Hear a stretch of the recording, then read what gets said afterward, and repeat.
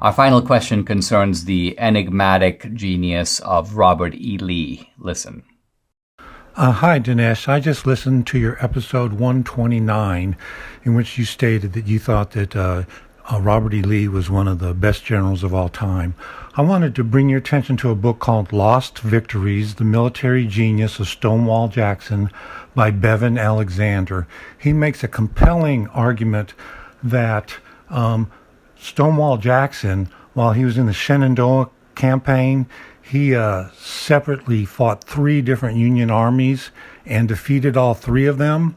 And then he joined Robert E. Lee's staff, and Robert E. Lee wasn't doing too good before that, but he was really impressed with Stonewall Jackson and listened to his counsel and followed his advice, and that's where all the victories came from. So it's just a well-researched, just excellent written book, and I hope you have time to take a look at it. Take care. This is fascinating, and my answer is not really going to disagree so much as to try to fill out the argument that I think you're making. A couple of words about Stonewall Jackson. Stonewall Jackson, this is, by the way, General Joseph Jackson, a great military tactician, a strange man. Apparently, he was highly superstitious. He believed that when he rode a horse, he needed to keep one of his arms outstretched to the side in order to sort of maintain his spiritual balance. He was unrelenting. He was merciless. He was once asked, "What should we do with the Yankees?" And his answer was, "Kill them all. Kill them all." And he inspired unswerving military loyalty from his troops. He would send people into grave danger and in some cases almost certain death, and they would, without questioning his orders, carry them out. So this was obviously a very charismatic man. And as you say, in the Shenandoah Valley, he was able to move from point to point, take on different segments of the Union Army, thrash them, and move to another spot and do exactly the same thing. And you're also right that Robert E. Lee saw him as indispensable. When Stonewall Jackson was eventually killed, I believe Robert E. Lee said literally something to the effect of, I've lost my right arm. So all of this, I think, is true. And it raises the question of where then is the military genius of Robert E. Lee? Well, part of it is you actually pointed it out yourself when you said that Lee recognized the tactical wisdom of Stonewall Jackson. Remember, that's part of what a general does, right? Part of what made Eisenhower a good general was Eisenhower recognized, for example, at a time when many people were ridiculing Patton, they thought Patton was crazy, Patton was out of control, let's rein Patton in. Eisenhower was like, no, this is a guy who knows how to kill the Nazis. And so what Eisenhower did was he deployed Patton to maximum effect. Having mentioned Patton, I think I would compare Robert E. Lee to the great German general Erwin Rommel. Rommel was obviously fighting on the wrong side, on a bad side, and I would say that Rommel was a good man who fought in a bad cause. Same with Robert E. Lee. He was a good man who was fighting in a bad cause. Now, Robert E. Lee wasn't fighting to defend slavery. He was actually opposed to slavery.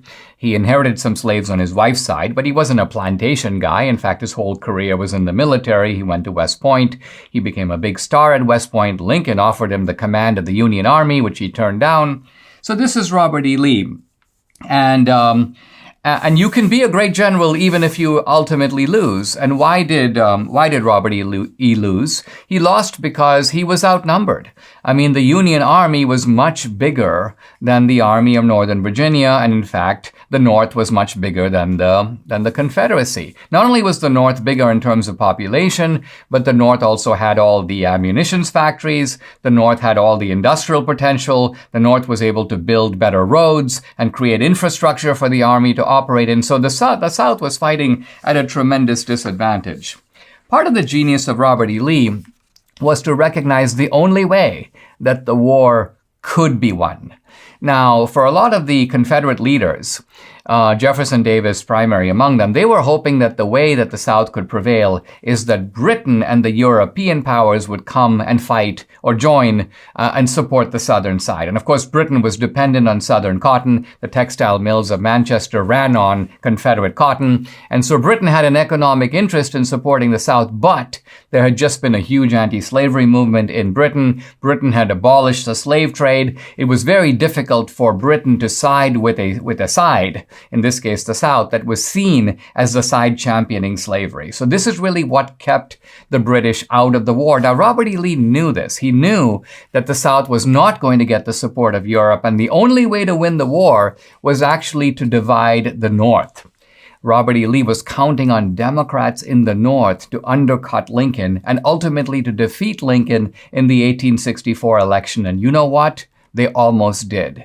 They almost did, to the point where Lincoln himself was virtually convinced he was going to lose the election, and it was only huge military victories in Atlanta by Grant and by Sherman that turned the tide of the war, turned the tide of public opinion. Lincoln was reelected, and that sealed the fate of the Confederacy. But Robert E. Lee knew that if I can somehow pry the North into two, if I can somehow break the will of the North. This, by the way, is why Robert E. Lee was constantly planning campaigns. I'm going to invade Maryland. I'm going to invade Pennsylvania. I'm going to bring the war to the North, because he knew that in the end, wars are won not just by the proportion of actual force on the two sides, but by the proportion of actual force multiplied by that unknown factor, that X factor, which is military will. And Lee's strategy was to try to undermine the will of the North, and in doing so, give the South its only chance, maybe a fragile chance, what turned out to be ultimately an ephemeral chance that evaporated at Gettysburg, evaporated with Lincoln's victory in 1864. But the genius of Robert E. Lee is that even though he failed, he saw a path to victory, and he tried.